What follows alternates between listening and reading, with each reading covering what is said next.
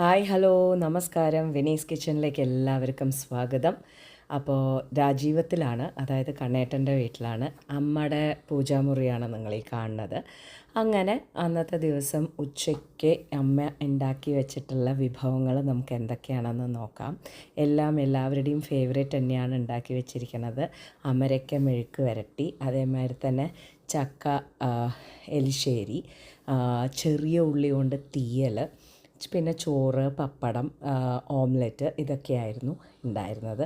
കഴിച്ചൊക്കെ കഴിഞ്ഞതിന് ശേഷം പിള്ളേർ ആസ് യൂഷ്വൽ ഡിമാൻഡിങ് തുടങ്ങി. ഡിമാൻഡിങ്ങിൽ ഒന്നാണ് ഈ എന്താ പറയുക, തേങ്ങ ഇങ്ങനെ മൂക്കാത്ത തേങ്ങ ഉണ്ടാവില്ലേ, ഇങ്ങനെ അമ്മ ഇങ്ങനെ പൂളി കൊടുക്കും. അപ്പോൾ ഞാൻ പറഞ്ഞു, ഇങ്ങനെ കഴിക്കുന്നതിനെക്കാട്ടിലും നിങ്ങൾക്ക് ഞാൻ വേറൊരു ടേസ്റ്റ് പറഞ്ഞു തരാം എന്ന് പറഞ്ഞു. നമ്മൾ നാട്ടിലൊക്കെ കഴിക്കില്ലേ ഇങ്ങനെ തേങ്ങയും ശർക്കരയും കൂട്ടിയിട്ട്? എത്ര പേർക്ക് ഇഷ്ടമാണെന്ന് പറയൂ. എനിക്ക് ഏറ്റവും കൂടുതൽ ഇഷ്ടമാണ് ഇങ്ങനത്തെ ഒരു സംഭവം. അതായത് തേങ്ങ ഇങ്ങനെ ഇളം തേങ്ങയിൽ ശർക്കര ഒപ്പിയിട്ട് എനിക്കിങ്ങനെ കഴിക്കുക എന്ന് പറഞ്ഞു കഴിഞ്ഞാൽ എത്ര വേണമെങ്കിലും നമുക്ക് കഴിക്കാൻ പറ്റും. ഞാനപ്പോൾ മനുവിനോട് പറഞ്ഞു കൊടുക്കായിരുന്നു, ലൈക്ക് ഇങ്ങനെ നീ ഒന്ന് ട്രൈ ചെയ്ത് നോക്ക്, നിനക്ക് എന്തായാലും ഇഷ്ടമാവും എന്നുള്ളത്. ഒരു നാച്ചുറലായിട്ടുള്ള രീതിയിൽ നല്ല ടേസ്റ്റുമാണ്, വയറ് ഫില്ലിങ്ങുമാണ്, നമുക്ക് ഒരു ദോഷവും ഇല്ല, വയറ് കേടുവരുമില്ല. സ്നാക്ക് ടൈമിൽ നമുക്ക് എന്തെങ്കിലും കഴിച്ചു എന്നുള്ളൊരു ഫീലിംഗ് ഉണ്ടാവും. അപ്പോൾ അതൊക്കെ കഴിഞ്ഞതിന് ശേഷം പിന്നെ ആസ് യൂഷ്വൽ വിനീസ് കിച്ചൺ കിച്ചൻ്റെ ഉള്ളിലേക്ക് കയറി. എന്താ വെച്ചാൽ വൈകുന്നേരം നമുക്ക് ചായക്ക് കടി ഉണ്ടാക്കുന്നത് ഞാനായിരുന്നു. അപ്പോൾ ചായക്ക് കടി എന്തായിരുന്നു എന്ന് വെച്ചാൽ നല്ല അടിപൊളി നേന്ത്രപ്പഴം കിട്ടിയിട്ടുണ്ടായിരുന്നു. അപ്പോൾ ഞാൻ അമ്മടുത്ത് പറഞ്ഞു, ഞാൻ നല്ല നേന്ത്രപ്പഴം കൊണ്ട് പഴംപൊരി ഉണ്ടാക്കാം അമ്മ, നമുക്ക് ചായ ഉണ്ടാക്കാം, പഴംപൊരി ഉണ്ടാക്കാം എന്ന് പറഞ്ഞു. എന്താ വെച്ചാൽ ഞങ്ങൾക്ക് ഇത് കഴിഞ്ഞതിന് ശേഷം ഞങ്ങൾക്കൊരു റിസപ്ഷന് പോകണമായിരുന്നു. അപ്പോൾ അതുകൊണ്ട് റിസപ്ഷൻ എല്ലാം പോകാനുള്ള തയ്യാറെടുപ്പ് അവിടെ ഒരു ഭാഗത്ത് അത് ചെയ്തുകൊണ്ടിരിക്കുന്നുണ്ടായിരുന്നു. അപ്പോൾ നമ്മൾ ചായയുടെ കൂടെ കടിയും കൂടി ഉണ്ടാക്കാം. അപ്പോൾ റിസപ്ഷൻ ഏകദേശം ഒരു 8 മണിയൊക്കെ ആയിട്ട് എത്തിയാൽ മതിയായിരുന്നു. അപ്പോൾ പിള്ളേർ വെറുതെ വിശന്നിരിക്കണ്ടെന്നും പറഞ്ഞിട്ട് നല്ല അടിപൊളിയായിട്ടുള്ള പഴംപൊരി ഉണ്ടാക്കി. അത് പറയാതിരിക്കാൻ പറ്റില്ല കേട്ടോ. അതായത് ദുബായിൽ ഉണ്ടാക്കുമ്പോഴും ഇവിടെ ഉണ്ടാക്കുമ്പോഴുള്ള ഡിഫറൻസ്, നമ്മൾ ആ പ്രോഡക്റ്റിൻ്റെ ഡിഫറൻസ് ആണോ നേന്ത്രപ്പഴത്തിൻ്റെ ഡിഫറൻസ് ആണോ എന്നൊന്നും എനിക്കറിയില്ല.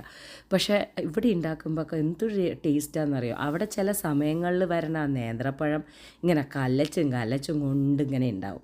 എത്ര നമ്മൾ പോയിട്ട് സെലക്ട് ചെയ്തെടുത്താലും ആ നേന്ത്രപ്പഴത്തിൻ്റെ ടേസ്റ്റ് വരുന്നതും കിട്ടുന്നതും നമ്മൾ പഴംപൊരി ഉണ്ടാക്കുന്ന സമയത്ത് നമുക്ക് തന്നെ ഒരു കോൺഫിഡൻസ് ലെവലോട് കൂടിയിട്ട് ആ നേന്ത്രപ്പഴത്തിൻ്റെ സ്വാദ് കിട്ടുന്നതും നാട്ടിലൊക്കെ വന്നിട്ട് ചെയ്യുമ്പോൾ തന്നെയാണ്. അപ്പോൾ നേന്ത്രപ്പഴം അങ്ങനെ നമ്മൾ ഉണ്ടാക്കി. പിന്നെ എന്താണെന്ന് വെച്ചാൽ കുറച്ചൊന്നും ഉണ്ടാക്കിയാൽ പോരാ, കുറച്ച് നല്ലോണം തന്നെ വേണം. എന്താ വെച്ചാൽ ടേസ്റ്റും നല്ലതും ആണ്. പിന്നെ മാവ് കുറച്ച് കൂടുതൽ കലക്കാനുള്ള കാരണം എന്താ വെച്ചാൽ ഈ മനുവിന് ഇങ്ങനെ ഒരു സ്വഭാവമുണ്ട്. നേന്ത്രപ്പഴം അതായത് പഴംപൊരി കഴിക്കുമെങ്കിലും അത് കഴിഞ്ഞ് കഴിഞ്ഞാൽ ഈ മാവുണ്ടല്ലോ, ഈ മൈദ മിക്സ് ചെയ്തിട്ടുള്ള മാവ്, അതിനെ അവൻ വെറുതെ പഴമൊന്നും ഇല്ലാതെ ജസ്റ്റ് ഇങ്ങനെ കറപറോന്ന് നമ്മളിങ്ങനെ വെറുതെ ഒറ്റിച്ചിട്ട് ആക്കി കൊടുത്തു കഴിഞ്ഞിട്ടുണ്ടെങ്കിൽ, ജസ്റ്റ് സാധാരണ പോലെ അതാക്കിയിട്ടുണ്ടെന്നുണ്ടെങ്കിൽ അവന് കഴിക്കാൻ ഭയങ്കര ഇഷ്ടമാണ്. അതും ഇവിടുത്തെ ആ ഒരു നേന്ത്രപ്പഴത്തിൻ്റെ ആ ടേസ്റ്റോട് കൂടിയിട്ടുള്ള മാവെന്ന് പറയുമ്പോൾ സൂപ്പർ ടേസ്റ്റാണ്.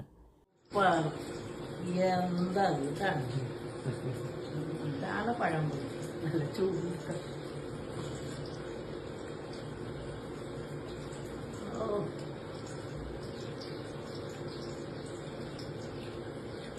അങ്ങനെ നമ്മുടെ ചായ പരിപാടിയൊക്കെ കഴിഞ്ഞു. ഞങ്ങളൊരു 6-7 മണിയായപ്പോൾ ഡ്രസ്സ് ചെയ്തു. ഇതാണ് എൻ്റെ റിസപ്ഷൻ്റെ സാരി.